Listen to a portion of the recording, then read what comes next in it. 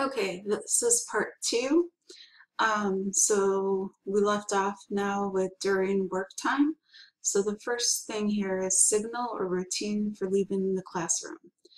So what we're going to be trying to do here this year is one, we are not going to leave the classroom until I have dismissed you. Two, we are not leaving the classroom as a herd.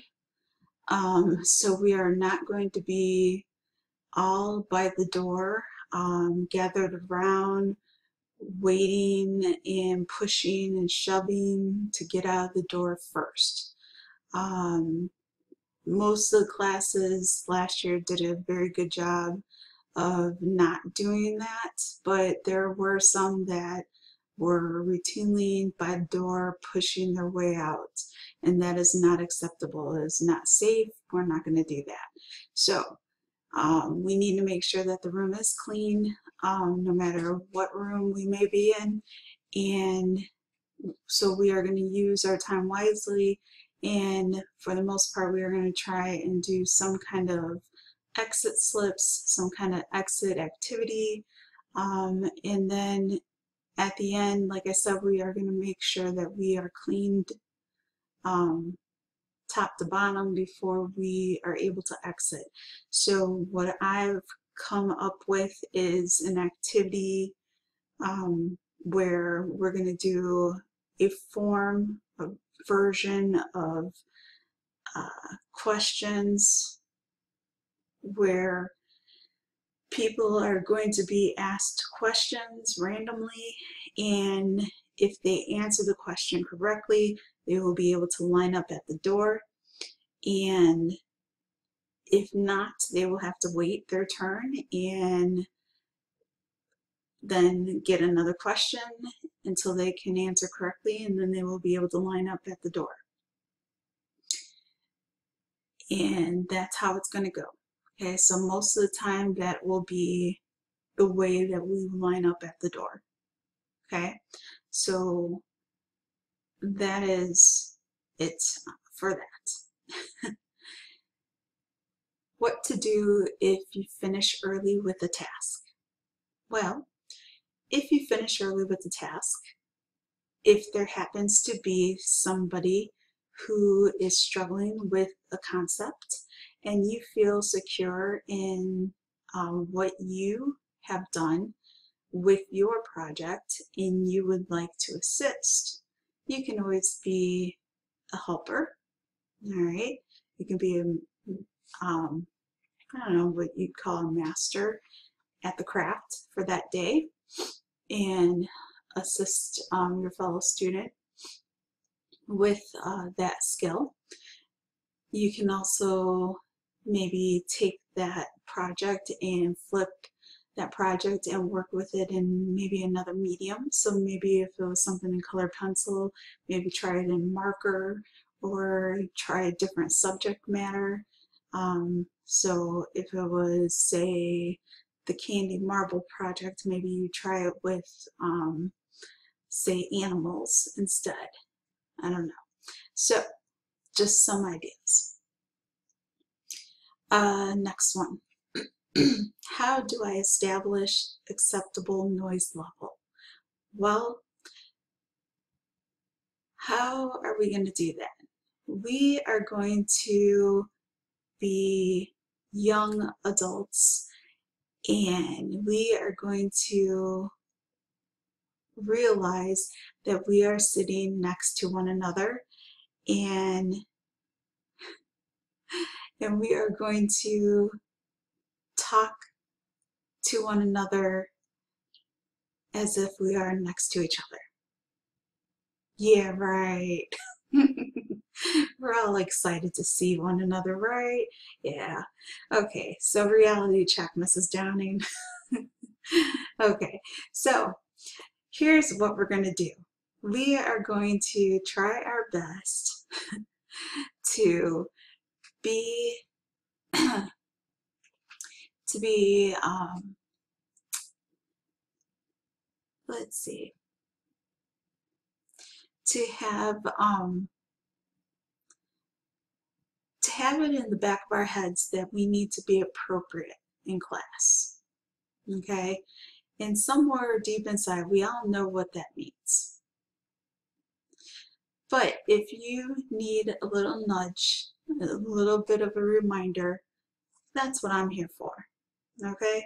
I got your back on that. All right, so that is when I will start my counting. All right, if you individually are the one that is making it very loud in the classroom, you and I will have a little discussion.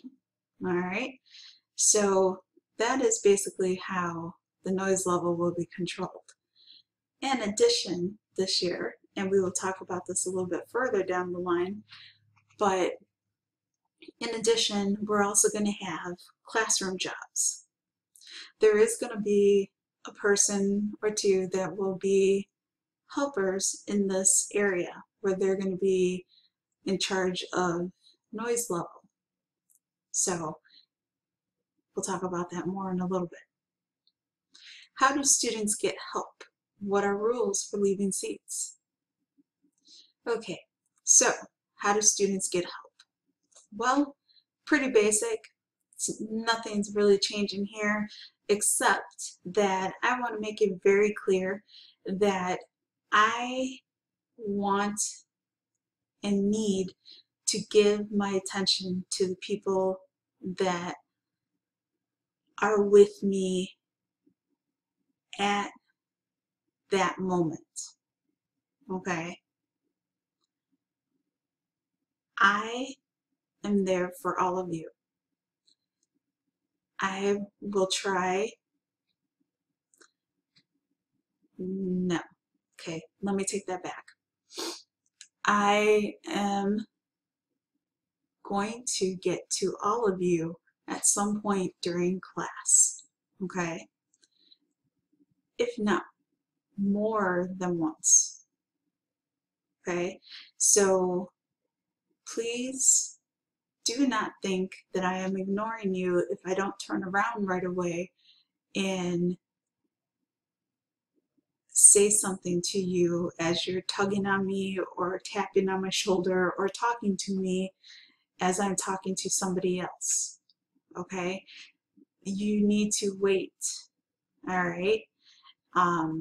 That's first thing that students don't understand is that it's very distracting when you are talking to somebody trying to give them advice about something and you have another student behind you or to the side of you or even right in front of you trying to talk over you just to be heard. So keep that in mind. Rules for leaving your seat.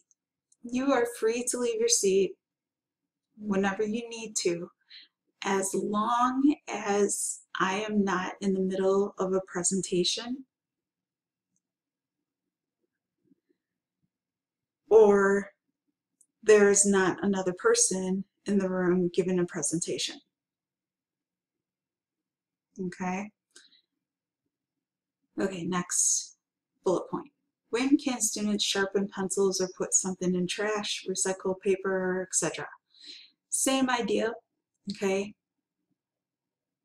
It's very distracting once more that if I'm talking to the entire group, if there's announcements on, you know, if there's somebody else in the room talking to us, it's very rude also. If you get up, start sharpening pencils, you know, throwing stuff away, recycling paper, crumbling it up, things like that, and you're doing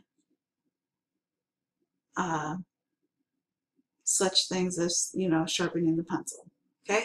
So just don't do it. All right.